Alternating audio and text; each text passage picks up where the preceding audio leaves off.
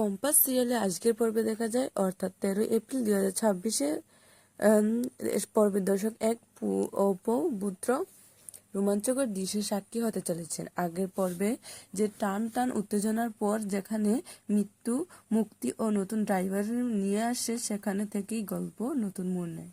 Compass আগেই তার গাড়ির গোপন সুইচ অন করে দেয়, যার মাধ্যমে পুরো ঘটনাটি সে লক্ষ্য করতে পারে, ট্রেকিং করতে পারে, অডিও রেকর্ড শুরু করে। এরপর মধ্যে গুন্ডারা যখন তার উপর আক্রমণ করতে আসে, তখন কম্পাস অত্যন্ত দ্রুততার সাথে সে আক্রমণ প্রত্যাহিত করে। শুরু হয় এক ধামকা আকর্ষণ দৃশ্য।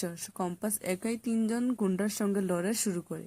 প্রতিটি ঘুষি আর লাথিতে প্রকাশ পায় তার জমে থাকা রাগ ও প্রতিশোধের আগুন।